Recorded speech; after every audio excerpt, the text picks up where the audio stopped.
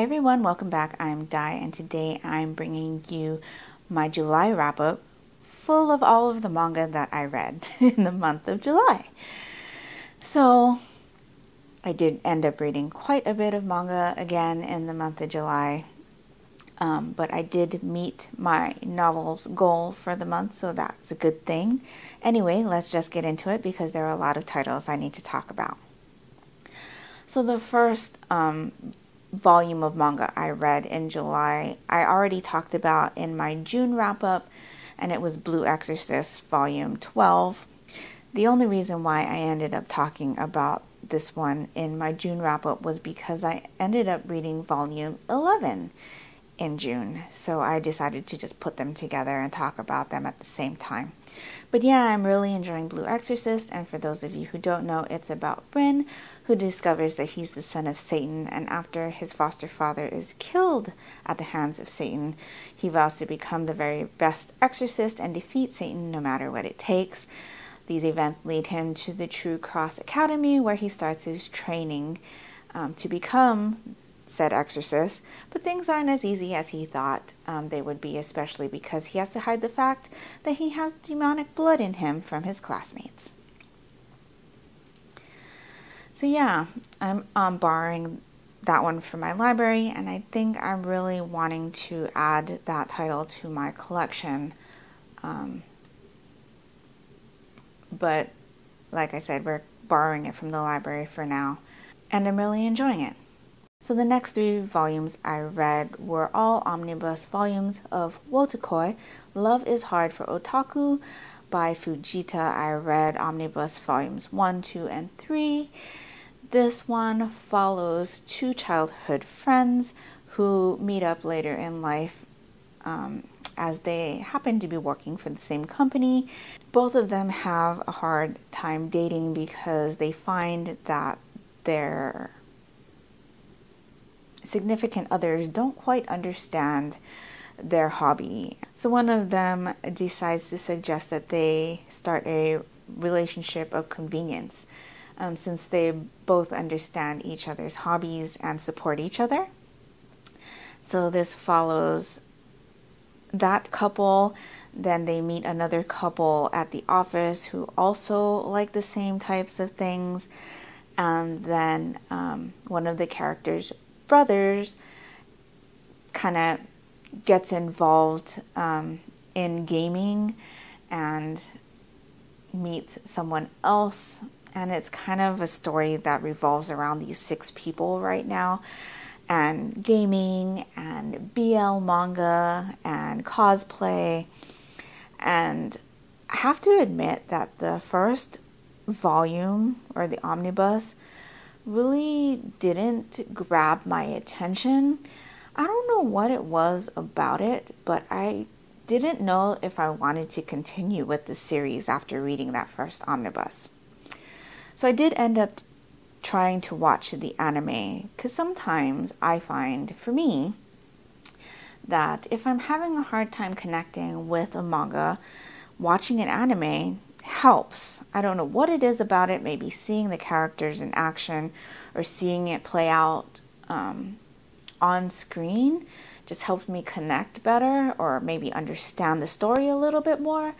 And so I did end up watching the first two episodes, I think, of Wotakoi from Amazon Prime Video, and that really, really helped. I ended up really enjoying volumes 2 and 3, and I'm really looking forward to the next installment that I think is coming out this year. So yeah, I'm also borrowing those from my library. Another title I borrowed from my library was What Did You Eat Yesterday by Fumi Yoshinaga. I ended up reading volumes 1 through 5 of this series in July. This one follows a gay couple, and it really is about the food that one of the characters makes, and I can never remember his name. Like, I don't know what it is. I know it starts with a K. Kenji. His name is Kenji. And Kenji really enjoys cooking. It's like how he de-stresses by trying to figure out what to make for dinner and the whole cooking process and melding flavors together. He really enjoys it. And I really enjoy watching him cook and decide how to meld which flavors together and which processes he's using. Like I said, it does follow a couple. So his boyfriend, Shiro, also lives with him, and Shiro is a hairdresser. And even though this story is about a couple, it's not really, at least not through these 5 volumes. For me, it doesn't even seem like they're like a couple. There's no, for lack of a better word, skinship, which is a word that we see a lot in like Korean dramas. But they don't hold hands. There's no hugging. There's no affectionate, like, anything in between them besides the appreciation for having each other around, and the appreciation Shiro shows for Kenji's cooking. But yeah, I'm kind of disappointed that they don't show more scenes where they're like affectionate. And I'm not talking about more than that, just like the occasional handhold, or the arm around the shoulders, a hug. There's been none of that so far. And it's a little bit disappointing for me, to be honest. But other than that, I am really enjoying this series so far. I do have volumes 6 through 13 also out from the library, and I'm planning on getting to that during August. But yeah, I'm really enjoying the food and the cooking processes and seeing all of the recipes too. So yeah, really enjoying that series so far. Then we'll get into the titles I read for my real life book club or manga club. We are reading 2 single volumes plus a series read. So the single volumes we read were Slumbering Beauty Volume 1 by Yumi Unita. This one follows a girl who just loves to sleep, and the god of sleep whose job it is to not only help people fall asleep but to help them wake up. And apparently this girl has been the bane of this god's existence since she was small. But it starts off with him, again, having trouble waking her up in the morning, and she just wants to sleep. But he does end up getting her out of bed and gets to know her better. It's kind of weird, this series, because she can, see him. She starts having conversations with him. He finds out that she has a knack of helping put people to sleep, and kind of takes her along with him as like an apprentice. I don't know, it's kind of weird. Her home life is not very great, and this is only a duology, so I'm not quite sure where the story is going to go. But yeah, this one was good, but not a great title for me. The other single title that we read was Huracan Received Volume 1, which is by Nyoij Zai?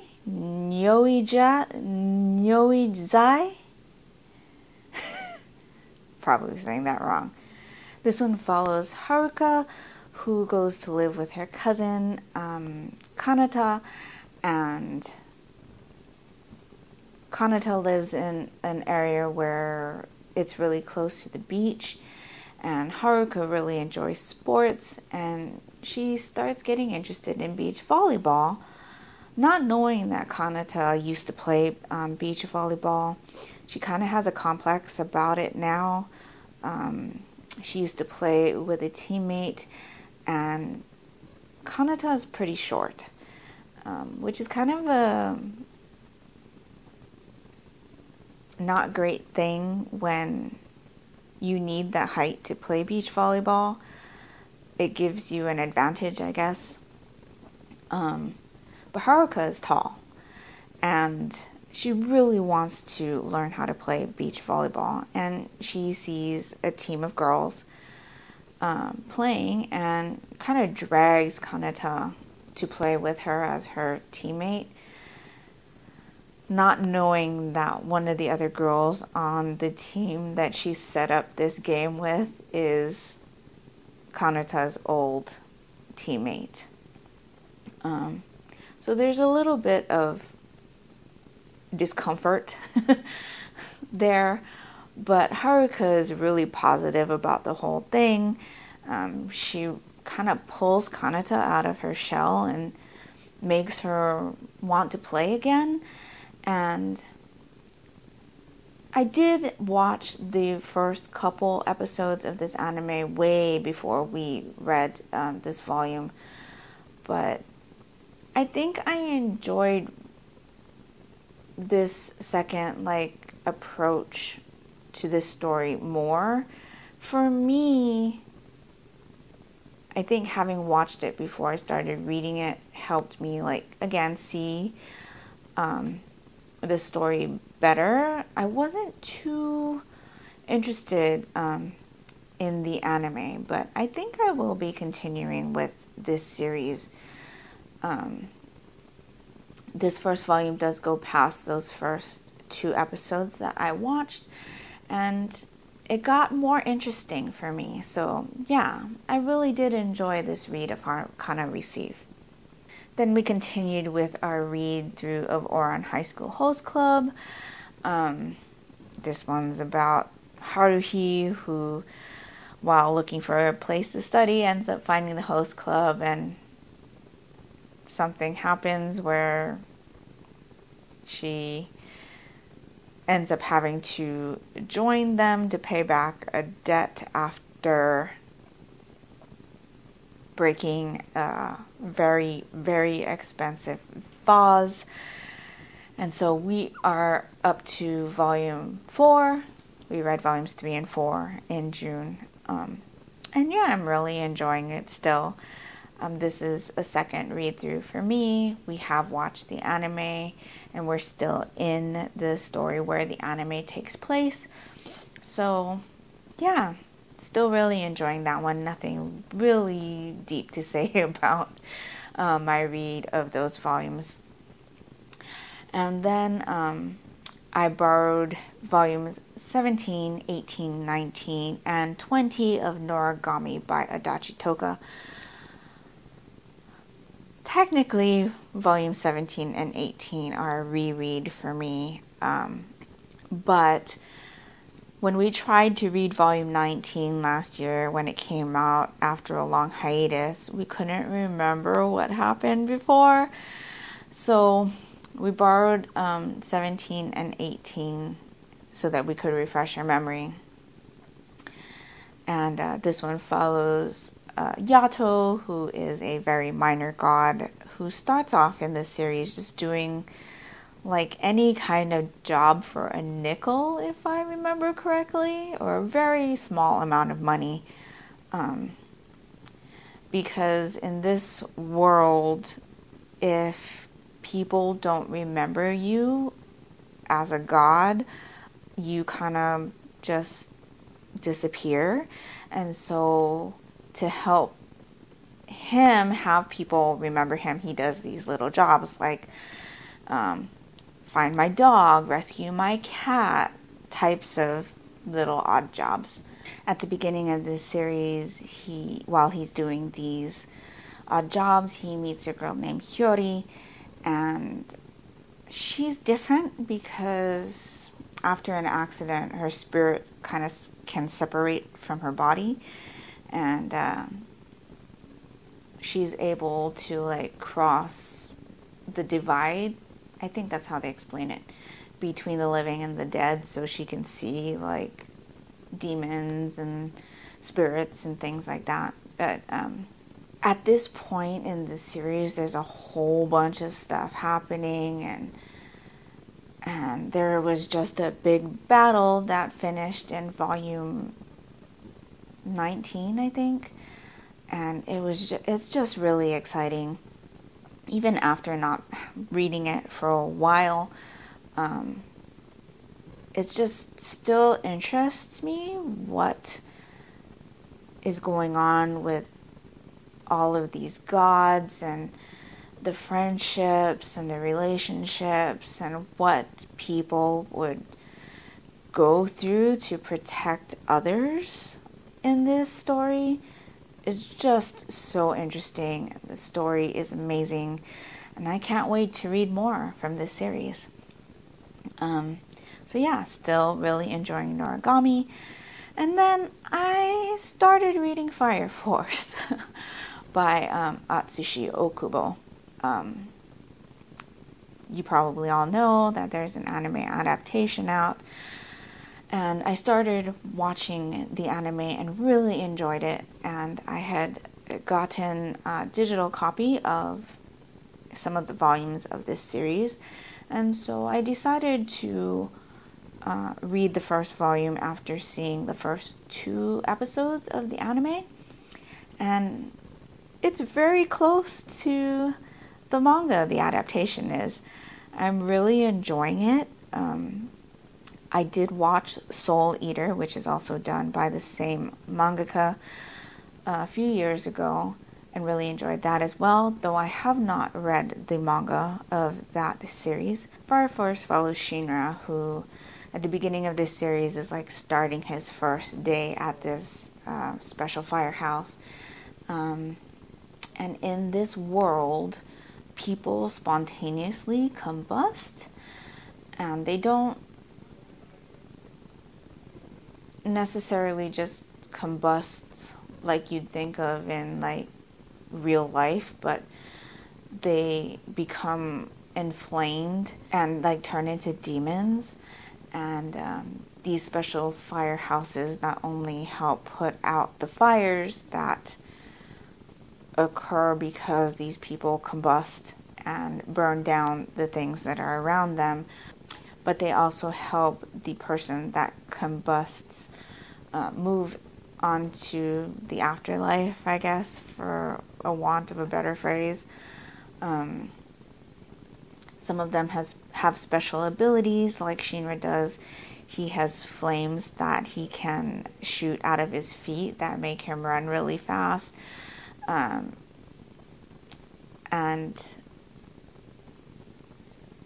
he has a backstory where his mom turned into one of these infernals, or spontaneously combusted, and he had a baby brother, and like their house burned down, and everybody thought that he killed his mother. So he kind of has a complex, especially because he ends up like grinning really weirdly whenever he's anxious or nervous or whatever, and people take it the wrong way. So anyway, he's kind of joined this firehouse not only to help these people who have turned into infernals, but to find out why this is happening to people. And yeah, I don't know that I explained that very well, but all of the people at the firehouse are interesting, and how they deal with these situations is interesting as well, even though at times it's really sad, because they talk about how these people who have combusted are suffering because they're like burning alive. And their relatives, the people that they leave behind, are just like so thankful that these firefighters are helping to put their loved ones out of their misery. There's just, I don't know, a heartbreaking facet to this story. But it's interesting as well because it definitely seems that there's something more behind the reason that these people are combusting. And all of the powers are really interesting too. The people that have them and how they use them and how they manifest it in these characters. Yeah, so I'm really enjoying the series so far. I probably won't continue reading the series, at least not in August, because I do have plans for the Spartan challenge. Again, I've mentioned it a couple times now on my channel, but if you still don't know what the Spartan challenge is, it's a challenge being hosted by Jen Graves to read more volumes of manga in a month than you have all year.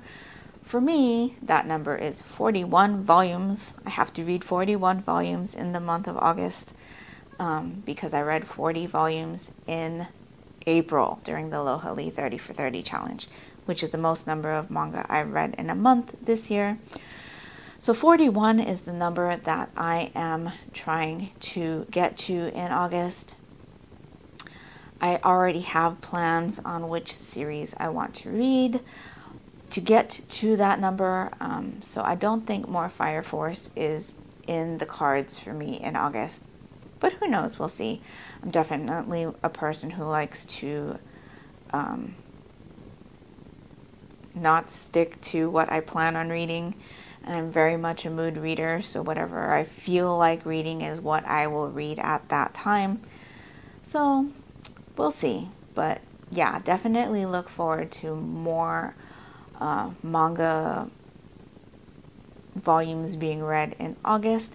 Let me know if you are participating in the Spartan challenge. Again, I'll link it down in the description below so you can check out the video from Jen Graves on it for more details. But yeah, let me know if you've read any of these series, what you think about them, or if you're planning on reading any of these series in the future.